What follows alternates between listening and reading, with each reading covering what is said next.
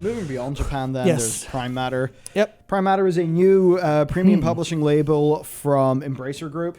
Embracer Group, if you watch our news channel, which I think a lot of people don't even know we have the news channel, but Bellular News, if you look at that, Bellular News channel, we've covered Embracer loads there, but Embracer are gobbling up studios and labels across Europe. It's kind of, and now America, they've got Gearbox as an example. They own Gearbox, so Embracer Group owns Borderlands. And it's kind of wild. They announced Prime Matter. They then also announced 12 games. Yeah, I think that's a lot of games. I think maybe one or two of them might have been already announced, but they just went, here's a sizzle reel of 12 games, and it's like real-time strategy, first-person shooter, third-person shooters, one turn-based strategy, 2 or 3 action RPGs, and then a couple action horror games, and then the classic Fallout-style RPG they announced as well. And I basically don't know anything about any of the games. Also, there's Payday 3 and Painkiller, or a new Painkiller, which is kind of nuts. But it's just, they're like, got 12 games, want some? It's like Embracer's, all of their like recent earnings calls and stuff, they're just like, we're going to get like just a couple, like 130, 140 games in the works, like trying to, like, do you want any of them? You're like, fucking hell, boys.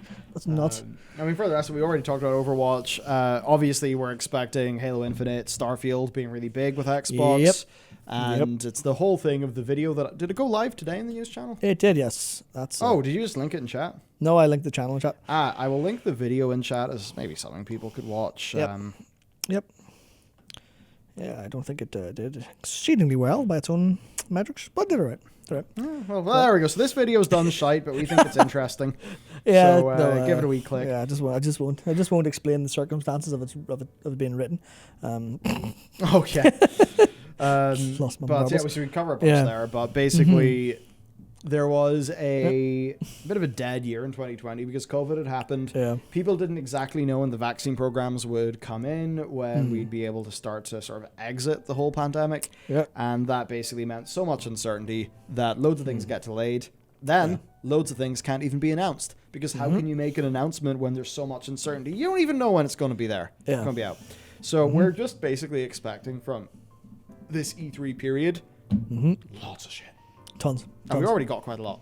Yeah, there was like, I think it's going to keep going. In that redacted document from the Epic trial that was from Xbox. It's in the video.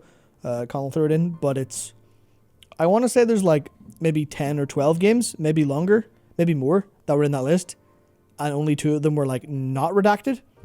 Yeah. And it's all stuff that Xbox hasn't either announced to go live or just hasn't released yet, so they don't want to they don't want to say it was supposed to be out here and it was delayed because of COVID, because that's important information. For competition to know. So it's just that case of, we're going to see a lot of games that are surprise drops later this year or early 2022, and they might be like hyper polished compared to what we're used to, just because they've been sitting on them since, like, because if you miss your Q1 2021 and then Q2 2021 is a bad time to release a game, largely, or you end up running into like Q3 or Q4, and you don't want to compete with any massive sellers. So it's a case of, if you have it in the back pocket, if the publisher's happy or if the developer has the money, they don't need to rush it out. Yeah. Which might as well mean, you might as well keep 3 or 4 staff polishing it. So, I mean, some of this might be hopeful thinking, but I kind of have this feeling that we're going to see, like, the end of this year will just be an explosion of games. Maybe not in terms of releases, but in terms of announcements and, like, basically the industry getting back in its feet. Big. Yeah, it's going to be so fantastic. That's all quite fun. I am going to go a quick bio break before we hop into the FF segment and supers. So, that's what I'm going to do. Yep. Maybe it's like an FF super to. Yeah, well, I mean, bring me back in a second, everyone. Do we have any Bepis in the fridge? I shall go on a noble quest. Grand. A noble quest to get some Pepsi. Grand. Pepsi. Cheers. All right, so let's see. Does anyone have any? What do you guys want to see from E3 this year? Even if, like, a lot of your MMO players, what do you kind of want to see from E3 and whatnot? So I see Dragon Age 4. That's an interesting one. I don't think we'll see much of Dragon Age 4 for a while, at least. Like, I feel like that's going to be... Actually, no. They announced it was the Game Awards they showed it off, right? It was the Game Awards they last showed Dragon Age. No idea. Okay. Yeah. There's some extremely patrician people in there with the Dragon's Dogma 2. Dragon's Dogma 2. Fuck. I want that so bad. I want that an obscene amount. After playing the first one, I actually have a kind of fun story about the first one, because I never played it. I never played it when it was like fresh. I think I gave it a try on PS3 and I wasn't super keen on it. Then it released for PC, and the pirates, the dirty pirates, leaked a copy of it a week early, and this was around the time I was finishing up. My master's degree at university, and my exams didn't really go so well, purely because Dragon's Dogma came out. I played it for I think 30 or 40 hours in the first week, made a massive amount of progress into the game. Then it released, and then I played it again, starting from scratch on Steam for another like 30, 40 hours. Absolutely incredible game.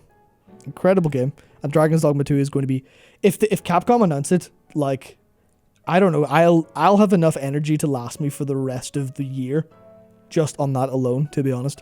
It's going to be completely insane. Like, what else? What else have we got? I saw a lot of people talk about the FF16. FF16 is going to be really fun. It's like, I don't know how much they'll show because it's still a decent bit out, except for all of those rumors. Because I remember there were rumors quite a while ago that was just saying FF16 is like almost done or really far ahead in production, but they just want to wait until it's completely ready. So I'm not sure if that's true. If it is, I will absolutely love to see it. Same with FF7 Part 2. That's going to be, like, they're probably going to show that off a little bit, because now that Intergrade's out and the Yuffie chapter's there, it's going to be completely like, oh man.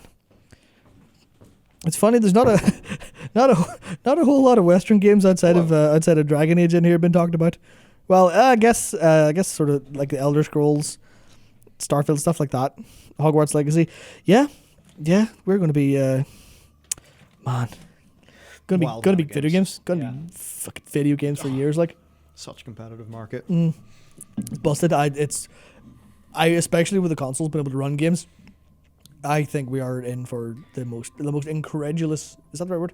Incredible golden age for video games. Incredible, certainly the easier word. Yeah, gonna be nuts.